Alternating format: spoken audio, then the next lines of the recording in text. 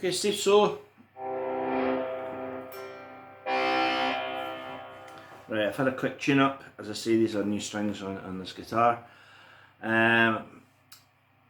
Go through Steve's solo note by note, and hopefully you can pick out of it, you know, any bits that are of interest. And it'd be great, you know, if you learn the whole solo and then record it and say to me, here's my version of it. You know, I think he plays this. You know, I think you know, it's different to what you play or whatever.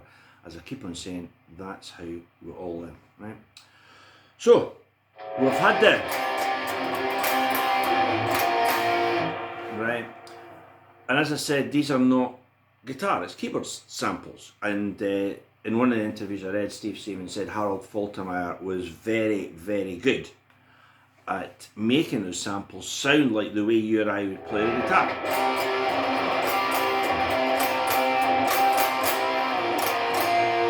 You know, like that. Now that sequence goes on and on down to the G. Steve comes in with a solo. First note C. Right, so that's a C note. Could play it there if you want. I wouldn't advise it. So let's go for third fret on the 5th string. Much as you can. Right, then bend the B flat and the G, and take the bar down. Right. So far we've got. Now there's quite a lot of wang bar in this phrase. I'll show you where the bar bits are, but let's play it straight. When we get it under our fingers, we can put in the bar, right? So the next phrase after.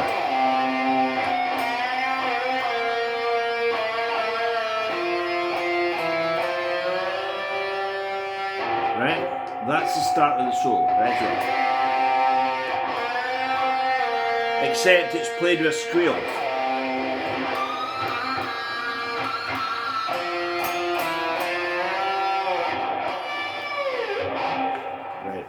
So that's your opening phrase.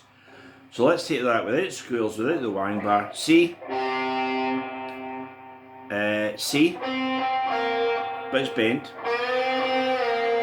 Then bend the A to B flat, down to F, E, F, G. So here's something about that.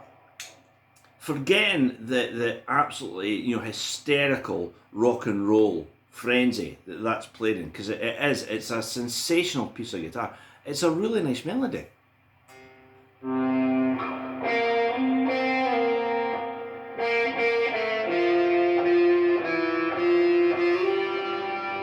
And you may notice they're the same notes as. So we get sort of theme there, right? So, first line.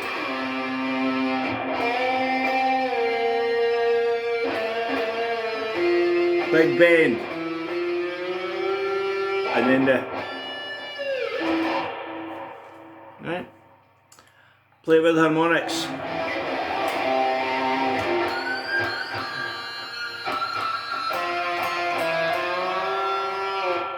Right? And then you add in the wang bar bits.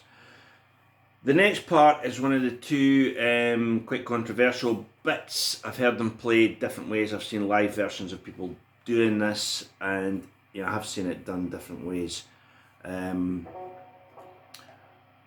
is, if you can hold it in your head as 2 4s, like bubble, bubble, bubble, bubble, ba ba ba ba ba ba ba ba, 1 2 3 4, 1 2 3 4, right?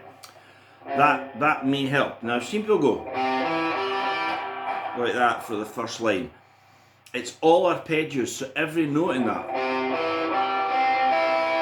will harmonise with every other note. So it's harder than usual to pick out the notes by ear, you know. I did this just with headphones. I didn't do it. I didn't have a transcription or anything. And transcription may not be accurate, you know, and what I'm playing may not be 100% accurate as well. But you know, I'm doing my best. So the first 4.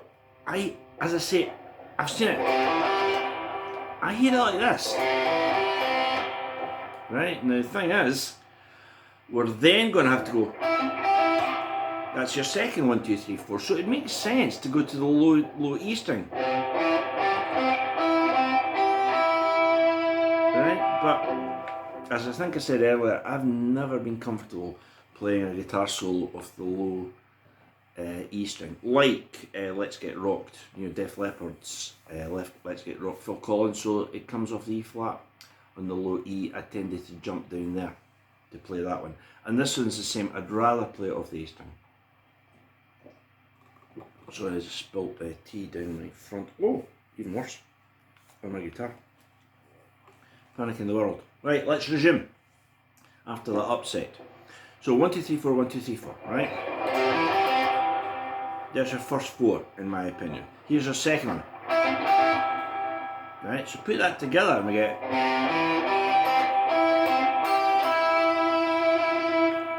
And you can hear that in your head, the 2 arpeggios. It's like, C chord, C chord.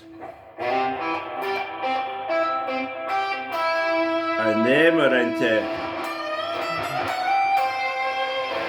that lick. I mean, whoa! So we're coming out of a straight double arpeggio section into like that. So bend the D. We're looking for an E note because again that's in the.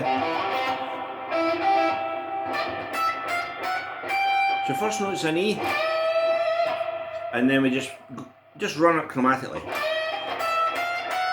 When we hit G, go down to C. Right? Then there's a really distinctive bit.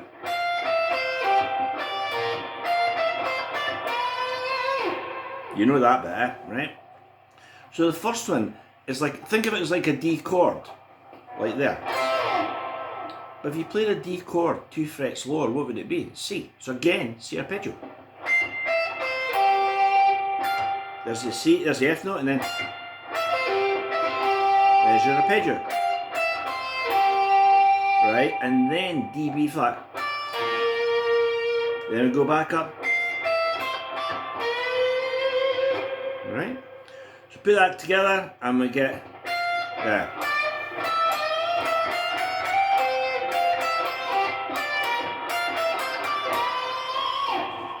Right? Halfway there. Then we get. Right, you'll know that, like that's just off a C major scale again. We're bending the D note. Juice it up.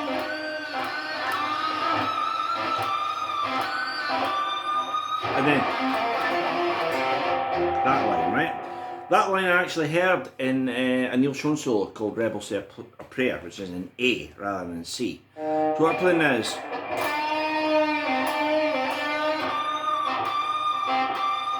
and then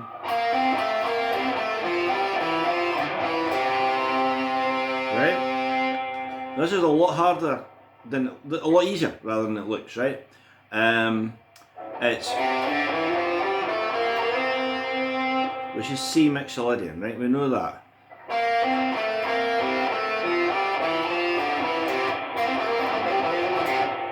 That line, right? So all we're doing is going up a tone to begin with. All we're doing, right? B flat to C. Then obviously the next one is A to B flat, G to A, F to G, E to F, D to E,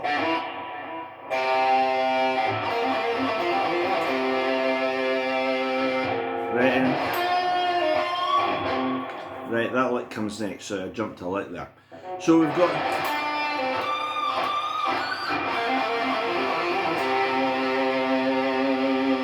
I think at this point we actually are halfway through Steve's solo, right? Next line. Right, whoa. Right? We're now in like a 5-note scale. We're playing a C and an E flat.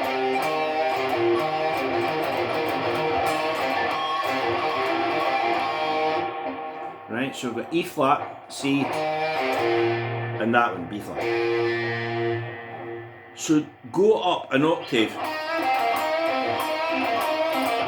like that. Now this time we're pulling that E flat almost to E.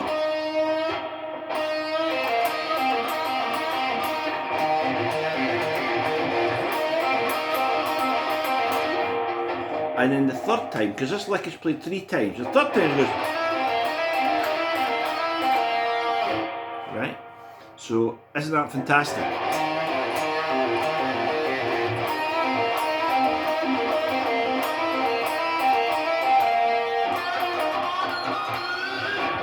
Now that is like off a 5-note scale in C.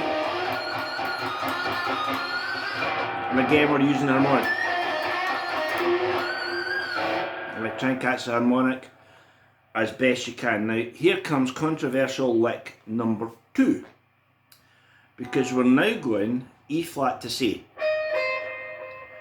So E. Right, E to C. I said E flat, C, sorry. Right, so that's. And then D to C. And go down to the B flat. Right, this is a bit uncomfortable for me because I'm going to show you where I don't play it and I'll show you where I do. So that would be.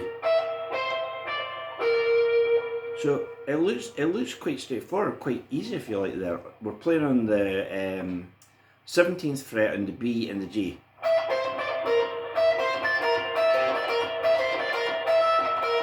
And when you play like that, it sounds like, yes, it sounds like it's in the middle of Close to the Edge or something, you know, which I know is a band that, you know, Steve is really into. So it kind of sounds like yes.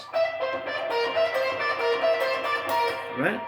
So we've got E, C, and then we've got D, B flat. First time I heard that lick, I thought, well, that's like a variation of Be All Delicious. Right, that's how I heard it. So when that lick comes up, I play it here.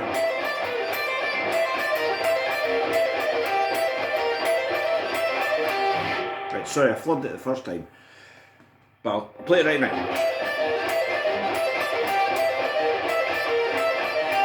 Right? That's far more natural to me to play it there.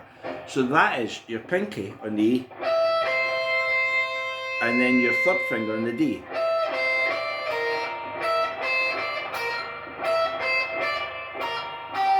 And we're ending on the G. So.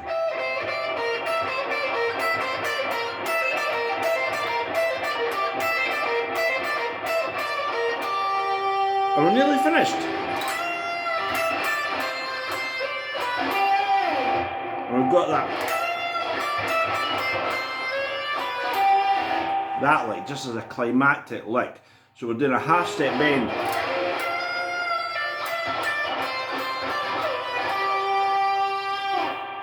And that, so we bend it, the E to an F, lay down,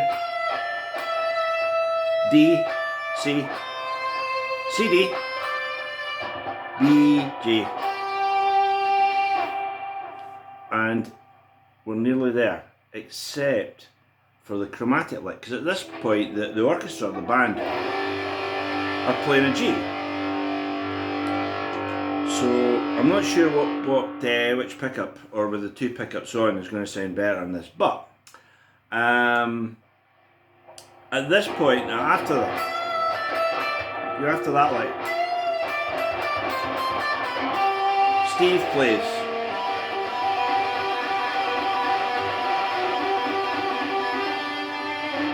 Now you can see straight away that's a G major chord. Right? So we play it as a Eddie style tap.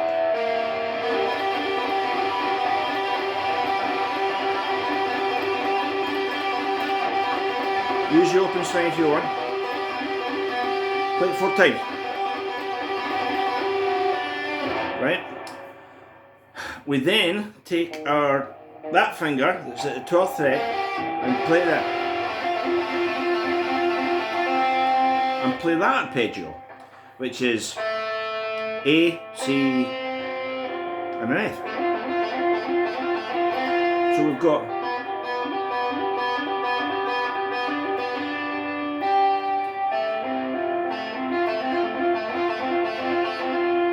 then back to the first one. So we've got these 2 sequences on 1 string.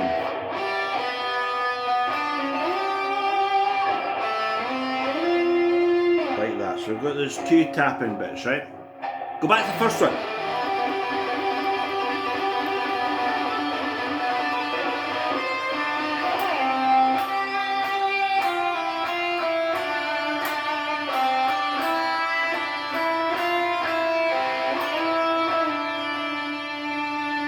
we're back into that, right? So that last bit that I did there, this time this finger's changing. So I'm on the 12th fret, 14th, 16th, 17th.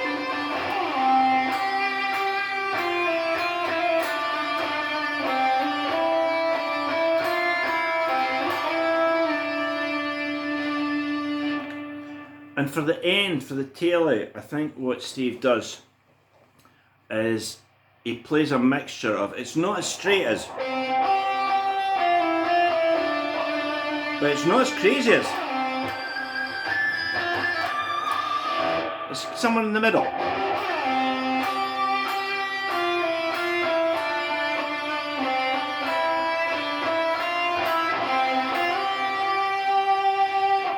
Now, I don't know about you, but I could play that line for hours on end. And I'm in the rehearsal studio tomorrow morning at 11 AM and it's a fair bet I'm going to drive everyone round the bend by playing that line over and over and over again. So as I say, I would play that, you know, for hours, and you can too. So that's, to the best of my knowledge, to the best of my abilities, that is every note in Steve Stevens' Top Gun Anthem. If I've left anything out, please let me know. It will purely be a mistake on my part. But you know, we've got the opening theme, we've got the theme in F sharp, we've got what I called the mystery lick, we've got the chords which are actually not guitar, they're keyboards, we've got Steve's solo starting with the low C, we've got the arpeggios, we've got the lick that, oh by the way, that, Steve plays it here. You know, I'm wrong, he's right, it's the same notes, but he plays it there.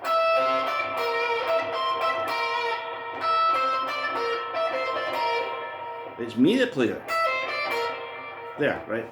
So pick whichever's right for you in the interest of authenticity. And if you want to use the G and B and play exactly the way he does, it's up there. But I like it there. I like to play that. And you can get that great pull off on the B string, right? So that's it. As always, thank you enormously if you've made it to the end. And there's still the performance video, if you like, to come. But if you've made it to the end, I really, really do appreciate that. So it's a lot of years between the first film and the second film. But when it came in, I can remember being in the cinema and going, what the is that? And then you find out it's one of your favourite players. It's Steve Stevens doing it. It's one of the great guitar instrumentals of all time. And he is an absolute legend. So again, thanks to Steve Stevens, thanks to anyone who's watched it, and I really, really hope it's made you love it, maybe more than you did already. You know, maybe like I do, and I really hope you got something from it. So once again, thank you very much.